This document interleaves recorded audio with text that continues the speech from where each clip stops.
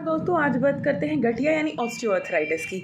जो ऑस्टियोआर्थराइटिस की समस्या है वो नॉर्मली 40 से ऊपर एज में पेशेंट सफ़र करता है।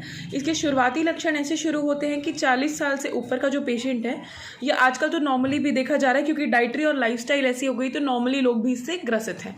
अगर पेशेंट एकदम से बैठ के उठता है तो उसके घुटनों में धीरे धीरे दर्द होने लगता है और जैसे ही वो वॉक करता है उसकी जो प्रॉब्लम है यानी पेन है वो चला जाता है। तो ये शुरुआती दौर के लक्षण हैं।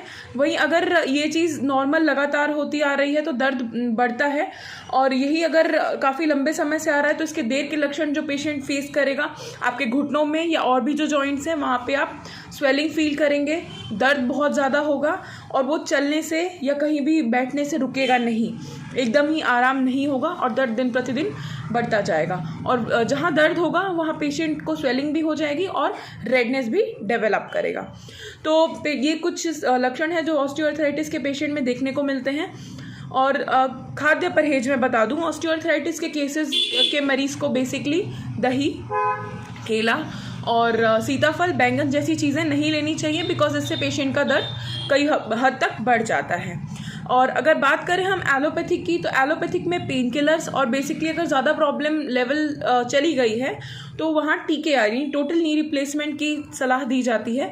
उसके बाद भी ज़रूरी नहीं है कि आपका घुटना नॉर्मली तरीके से वर्क करेगा, ऐसा नहीं है। तो अब चलते हैं ऑस्टियोआर्थराइटिस होता क्यों है।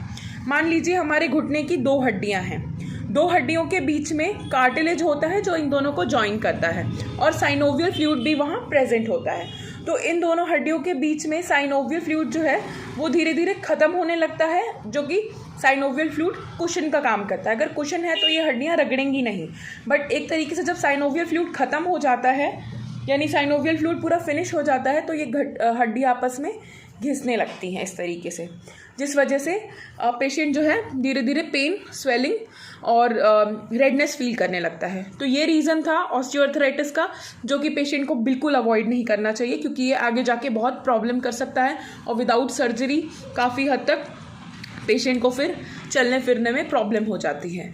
तो ये थे कुछ लक्षण और ऑस्टियोआर्थराइटिस के बारे में थोड़ी सी जानकारी। वही चलेंगे अब होम्योपैथिक, क्योंकि एलोपैथिक में पेन किलर्स और टीके आ रहे हैं, टोटल नी रिप्लेसमेंट के अलावा कोई सोल्यूशन नहीं है। वही अब चलेंगे होम्योपैथिक। होम्योपैथिक मेडिसिन इसमें कैसे लाभकारी है। होम्योपैथिक मेडिसिन इस प्रकार से लाभकारी है कि अगर आप ऑस्टियोआर्थराइटिस के केस में ले रहे हैं तो वो जो साइनोवियल फ्लूइड आपके जॉइंट से फिनिश हो गई है वो धीरे धीरे वहाँ पर बनने लगेगी और वहाँ पर कुशन का काम दोबारा से वो रीस्टार्ट कर देगी।